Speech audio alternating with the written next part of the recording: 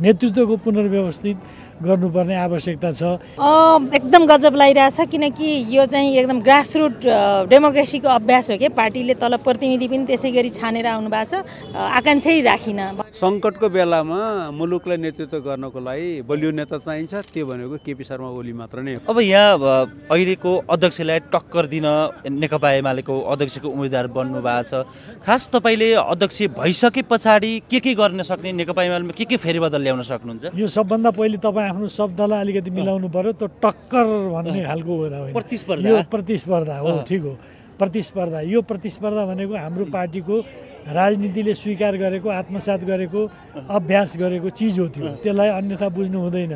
हामीले आन्तरिक प्रतिस्पर्धा गर्ने, प्रतिस्पर्धामा श्रेष्ठता हासिल गर्ने हाम्रो घोषित नीति हो। त्यो घोषित नीतिको आधारमा हामी यो चिजहरू गरिरहेका छौँ। त्यसकारणले त्यो यो टक्करवाला कुरा चाहिँ धेरै हामीले गर्नु पनि हुँदैन।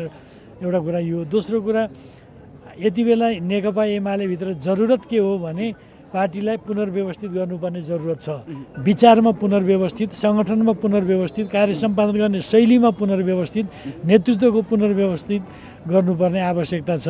यही आवश्यकतालाई थप प्रभावकारी ढङ्गले लैजानको लागि मैले आफ्नो नेतृत्वको कुरा गरेको हो। जस्तो आज चाहिँ प्रतिनिधिहरू लाइनमा बसिरहनु भएको अवस्था थियो र अन्तिम समयमा आएर निर्वाचन स्थगित भयो। खास के कारणले भएको? राति भएर हो कि टेक्निकल समस्या हो? यो राति भएर पनि होइन, यो हामीले प्राविधिक साथीहरूले र जो त्यो मेसिन प्रयोग गर्ने त्यसका सम्बन्धित जिम्मेवार व्यक्तिहरूले आएर र हाम्रा इन्जिनियर प्राविधिक साथीहरूले बताउनुभयो टेक्निकल इरर केही प्रब्लम भएको हुनाले आज समस्या हुने भयो भनिसकेपछि त्यसो भए कति बेला गर्न सक्नुहुन्छ भनेपछि भोलि हामी 7 वा 8 बजेदेखि गर्न सक्छौँ भनेपछि हामी 8 बजे आउने कुरा गरे हो। भनेको यो दिनदिनै निर्वाचन सरिरहेको यो मतदान यो मेसिनको टेक्निकल समस्याले गर्दा हो? दिनदिनै पनि फेरि होइन, यो बेसी आज 12 बजे बनिएको थियो, फेरि 4 बजेलाई फेरि 8 बजेलाई सरो, फेरि भोलि 8 बजेलाई सरो। भोलि पनि के हुने हो भन्ने चाहिँ एउटा कौतूहलता प्रतिनिधिहरूमा भयो र आम जनताहरूले पनि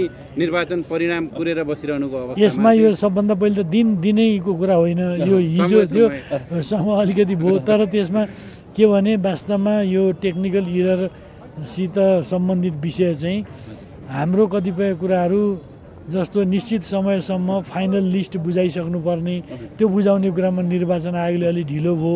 ढिलो भइसकेपछि उनीहरूले प्राप्त गरिसकेको कमसेकम 7 घन्टा जति हामीलाई समय चाहिन्छ भनेका थिए, 3-4 बजे मात्रै साथीहरूले दिन सक्नुभयो। त्यसपछि समय त लाग्ने भयो। फेरि त्यहाँ कतिपय टेक्निकल कुरा भनिसकेपछि त्यसका लेटरहरूका पोइन्टहरूको तलमाथि पर्ने कुराले पनि अप्ठ्यारो पर्यो भन्ने कुराहरू आयो। खैर हामीले धेरै प्रवेश गरेनौँ त्यसमा, खालि के भने टेक्निकल इरर भन्ने बुझिदिनुहोस् तपाईँहरू। जस्तो यहाँले नेकपा एमालेलाई परिष्कृत गर्नु छ, परिमार्जित गर्नु छ भनेर भन्दै गर्दाखेरि तपाईँहरूको तर्फबाट कतिजना उम्मेदवारले जितिसके पछाडि चाहिँ नेकपा एमाले परिष्कृत हुने, परिमार्जित हुने, कति समयलाई चाहिँ सन्तुष्टि मान्ने हो? विषय यो कुरालाई फेरि तपाईँले अत्यन्त साँगुरो दायरामा बुझ्न खोज्नुभयो, प्रस्तुत गर्न खोज्नुभयो, त्यस्तो होइन। कतिजना उम्मेदवारले विजय प्राप्त गरेपछि हुने हो त्यस्तो होइन। यो चाहिँ मैले भन्दैछु समग्रतामा यो चाहिँ पोलिसीमा, हाम्रो चाहिँ प्लानिङमा, हाम्रो एक्टिभिटिजमा हामीले पुनर्व्यवस्थापन गर्नु जरुरी छ भन्न खोजेको हो। कोमललाई मनभित्र लिनु है हजुर, एउटा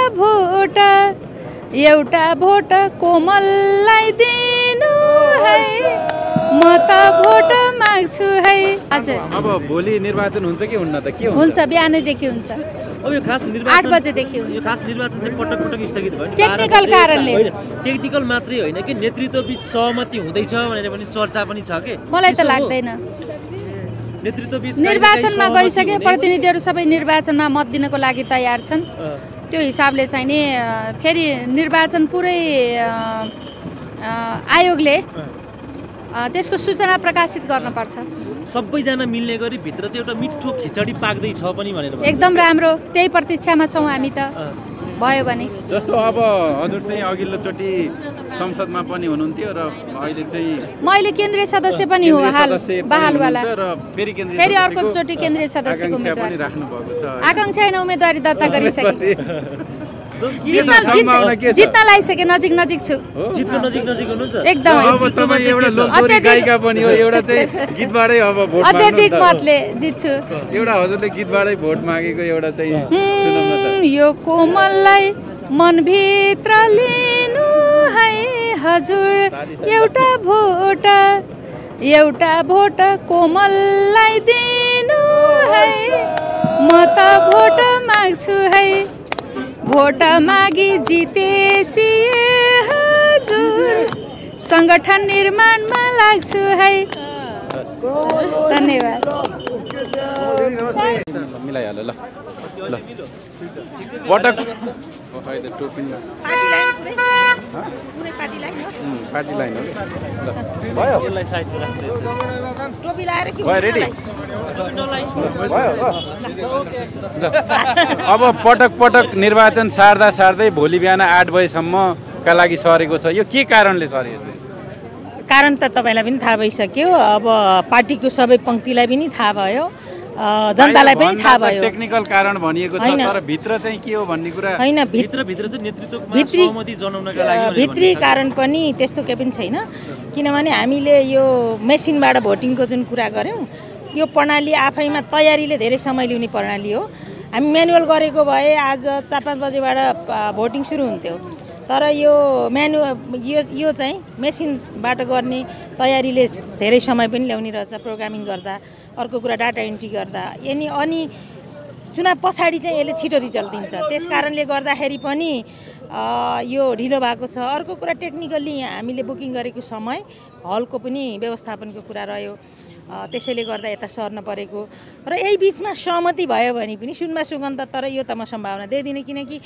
यहाँ करिब 800 सदस्यहरू उम्मेदवार हुनुहुन्छ विभिन्न पदमा त्यसले गर्दा सबैमा सहमति हुने भन्ने प्रश्न त आउँदैन चुनाव त कुनै न कुनै हिसाबले गर्नै पर्छ त्यसैले यसलाई चाहिँ त्यो बाहिर तपाईहरुले शंका गरे जस्तो अनुमान गरे जस्तो होइन कि यो चुनाव नगर्नको लागि टार्नको लागि भनेर गरे चाहिँ होइन यदि भयो पार्टीको आन्तरिक हिसाबले पनि राम्रो कुरा हो तर त्यो अहिले हुन सम्भव चाहिँ म देख्दिन किनकि अहिले अर्को हलमा सारेर भोलि तयारी गरेर भोलि पार्टीको प्रतिनिधिहरूलाई सिस्टमबाट खबर गर्ने भन्ने कुरा गरि नै हालेको छ त्यसो अब एमालेलाई यो भन्दा अगाडि नेताहरूलाई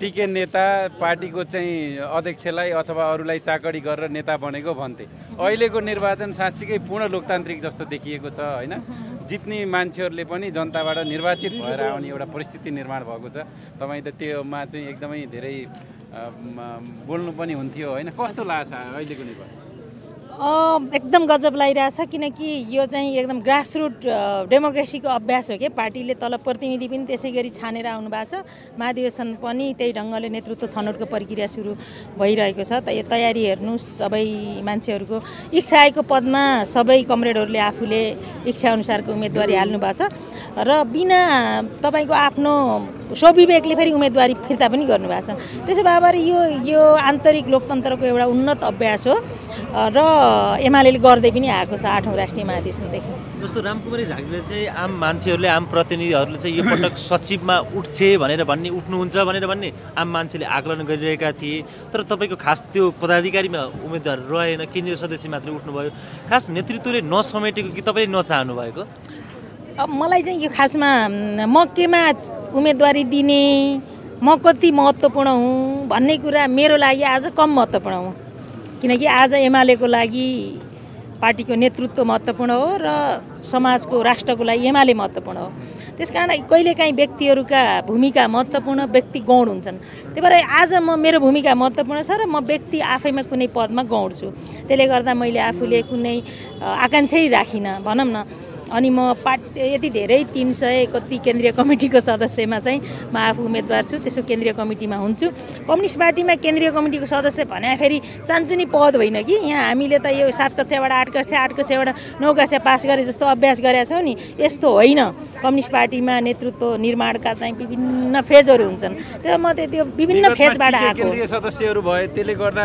केन्द्रीय सदस्यको ओज घटायो हैन अब चाहिँ तल कार्यकर्ताहरूलाई नगन्ने कार्यकर्ताहरूलाई नटेर्ने अवस्था थियो अब चाहिँ कार्यकर्ताहरूको पनि आवश्यकता महसुस भयो हैन यो महाधिवेशनबाट अब 10औं महाधिवेशनको कुरा गर्नुभयो होला त्यो बेला पार्टी विभाजित अवस्थामा थियो अनि अलिकति अब पार्टीलाई कर्नरिङ पनि भएको थियो त्यसले त्यो कारणले पनि पार्टीलाई आम रूपमा समेट्नको लागि एक ढिक्का गराउनको लागि गरेको प्रयास पनि हो। त यदि तपाईँले चितवन महाधिवेशनको कुरा गर्नुहुन्छ भने नेकपा एमाले त्यति बेला गरेको अभ्यास त्यही नै थियो। त्यसलाई पनि मैले खराब अभ्यास चाहिँ भन्दिनँ, किनभने जब जब पार्टीमा आन्तरिक सङ्कटहरू आउँछन् त्यति बेला नेतृत्वले विवेकपूर्ण निर्णय गर्नै पर्छ र नेतृत्वलाई सबैले स्वीकार गर्नुपर्छ, विश्वास गर्नुपर्छ। त्यो बेला त्यही आवश्यकता थियो। र अहिले चाहिँ के छ भने सबै मान्छेलाई अहिले म प्रतिस्पर्धाबाट आफूलाई श्रेष्ठता हासिल गर्छु भनेर जुन आकाङ्क्षाहरू देखाइरहनु भएको छ त्यसको लागि पनि ग्राउन्ड मैदान ओपन छ नि त, प्लेटफर्म ओपन छ, त्यो त ठिकै कुरा हो नि। Thank you. हुनुहुन्छ उहाँलाई हामी स्वागत गर्छौँ। नमस्कार। स्वागत। नमस्कार। अब तपाईँ योभन्दा अगाडि पनि उपमहासचिव, फेरि पनि उपमहासचिवको उम्मेदवार, स्वाभाविक रूपमा मान्छे उपमहासचिव भइसके पछाडि महासचिवको लाइनतिर लाग्नुपर्ने, तपाईँले किन त्यसो गर्नु भएन? मान्छेहरू पार्लियामेन्टमा 12 चोटि उठ्छन्, प्रधानमन्त्री नभइकन बसेका हुन्छन्। एक दिन केही न केही गर्छु, जे जिम्मेवारी हो त्यही भनेर गर्छन्। मैले पहिला पनि भन्दै आएको छु कि पार्टीमा म यही बन्छु भनेर लाग्ने होइन, पार्टीमा मेरो के भूमिका हुन्छ भनेर लाग्ने हो। जुन भूमिकाले पार्टीलाई बलियो बनाउँछ र देशलाई सेवा गर्न सकिन्छ, जनताको सेवा गर्न सकिन्छ, त्यसमै मैले आफ्नो योगदान गर्ने हो। मलाई अहिले मेरो अध्यक्षको टिमले म पहिले बसेकै पदमा बसेर काम गर्दाखेरि बढी योगदान पुग्न सक्छ भन्ने हिसाबले मूल्याङ्कन गरेको कारणले गर्दा म त्यसैमा छु। अब आज 8 बजेका लागि भनेर तोकिएको निर्वाचनको समय सर्यो, भोलि बिहान 8 बजेका लागि सर्यो। मान्छेहरू चाहिँ के भन्छन् भनेदेखि नेतृत्वमा सहमति हुनका लागि त्यो प्राविधिक समस्या देखेर सारेको भनेर भन्छन्, त्यसो हो कतै? त्यो होइन, त्यो चाहिँ पटक्कै होइन, किनभने टेक्निकल इरर नै हो। हामीले 100 वटा इलेक्ट्रोनिक भोटिङ मेसिन प्रयोग गर्दैछौँ।